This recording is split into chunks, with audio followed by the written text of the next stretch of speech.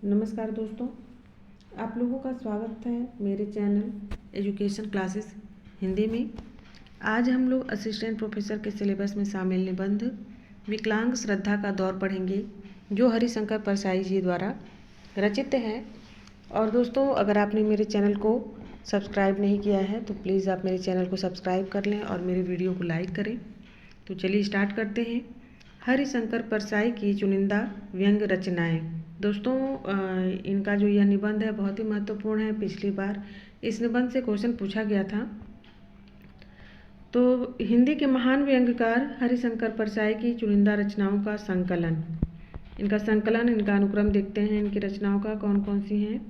देखिए, अनुक्रम में विकलांग श्रद्धा का दौर, सदाचार का ताबीज, वैष्णव की फिसलन, विकलांग राजनीति, मध्यम वर्गीय कुत्ता, असहमत, चूहा और मैं, डिवाइन ल्यूनेटिक मिशन, प्रथम स्मगलर, खेती, अश्लील पुस्तकें, रोटी, जाति, मित्रता, लड़ाई, चौबे जी की कथा, देवभक्ति, दंड, उपदेश, आवारा भीड़ के खतरे, हम वे और भीड़, गर्दिश के दिन, व्यंग जीवन से साक्षात करता है, पहला सफ़ेद बाल, ठिठुरता हुआ गणतंत्र, मरना कोई हार नहीं होती, हरिशंकर परसाई, दो खुले खत। चलिए अब हम निबंध को शुरू करते हैं। विकलांग श्रद्धा का दौर। दोस्तों, यह जो है निबंध है, यह एक व्यंग्य रचना है, व्यंग्य निबंध है। अभी अभी एक आदमी मेरे चरण छूकर गया है। मैं बड़ी तेजी से श्रद्धेय हो रहा हूँ, जैसे कोई चलतू औरत शादी के बाद बड़ी फुर्ती से पतिव्रता होने लगती है। यह हरकत मेरे साथ पिछले कुछ महीनों से हो रही है। जब तक कोई मेरे चरण छू लेता है, पहले ऐसा नहीं होता था। हाँ, एक बार हुआ था, पर वह मामला वहीं रफा दफा हो गया। कई साल पहले एक साहित्यिक समारोह में मेरी ही उम्र के एक सज्जन ने सबके सामने मेरे चरण छू लिए। वैसे चरण छूना अश्लील कृत्य की तरह अकेले में ही किया जाता है, पर वह सज्जन सार्वजनिक रूप से कर बैठे। तो मैंने आसपास खड़े लोगों की तरफ गर्व से देखा। ते चट्टो देखो, मैं श्रद्धेय हो गया हूँ, तुम घिसते रहो कलम। पर तभी उस श्रद्धालु ने मेरा पानी उतार दिया। उसने कहा, अपना तो यह नियम है कि गौ, ब्राह्मण, कन्या के चरण जरूर छूते हैं। यानी उसने मुझे बड़ा लेखक नहीं माना था, ब्राह्मण माना था। श्रद्धेय बनने की मेरी इच्छा तभी मर गई थी। फिर मैंने श्रद्धेयों की दुर्गति भी देखी। मेरा एक साथी पीएचडी के लिए रिसर्च कर रहा था। डॉक्टरेट अध्ययन और ज्ञान से नहीं, आचार्य कृपा से मिलती है। आचार्यों की कृपा से इतने डॉक्टर हो गए हैं कि बच्चे खेल खेल में पत्थर फेंकते हैं तो किसी डॉक्टर को लगता है। एक बार चौराहे पर यहाँ पथराव हो गया। 5 घायल अस्पताल में भर्ती हुए और वे 5 हिंदी के डॉक्टर थे।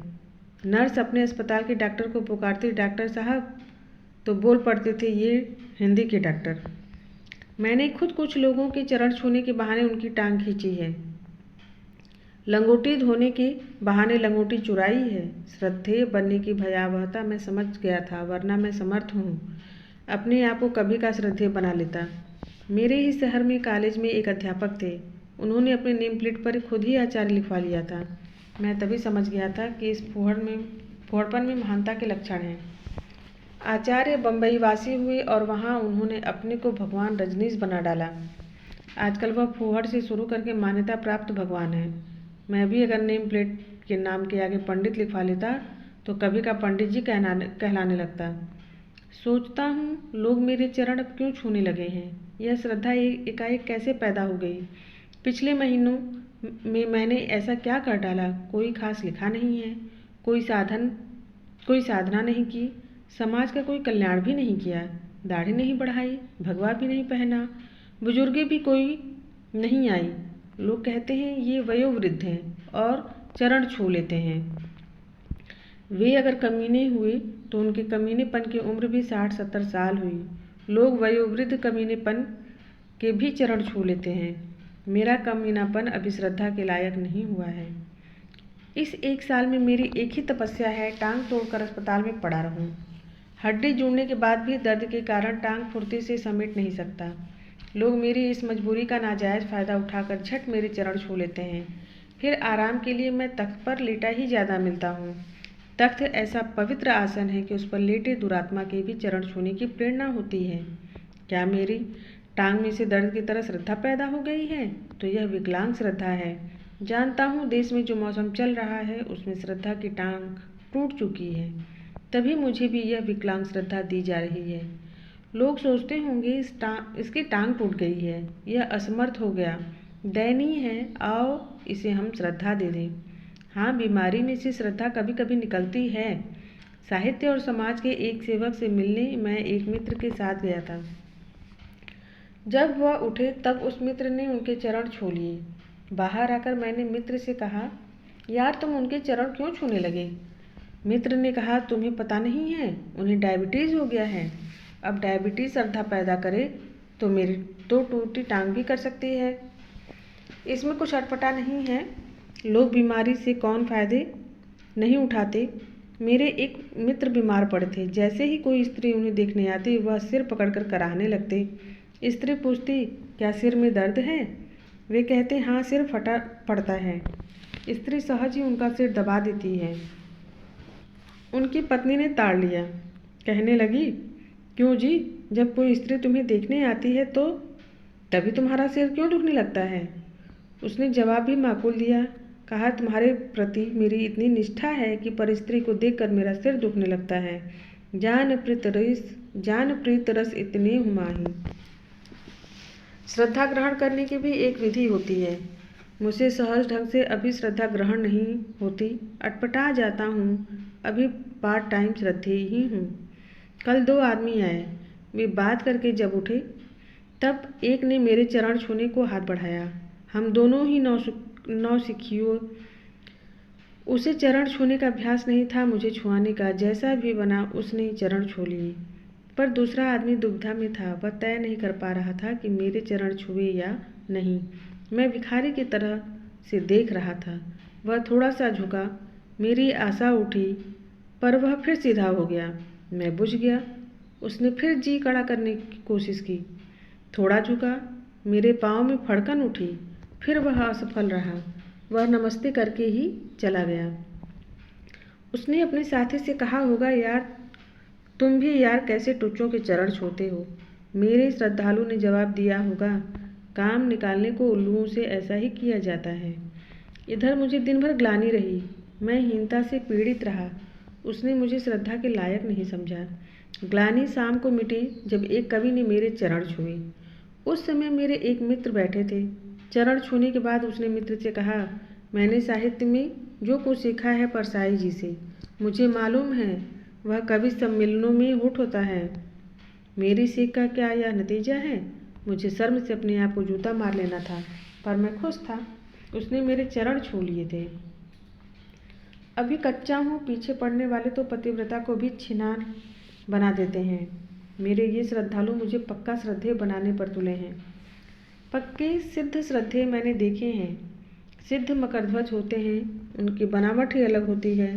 चेहरा आंखें खींचने वाली, पाँव ऐसे कि बरबस आदमी झुक जाए।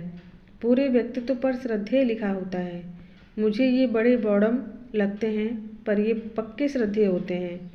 ऐसे एक के पास मैं अपने मित्र के साथ गया था। मित्र ने उनके चरण छुए, जो उन्होंने विकट ठंड में भी श्रद्धालुओं की सुविधा के लिए चादर से बाहर निकाले थे। मैंने उनके चरण नहीं छुए, नमस्ते करके बैठ गया।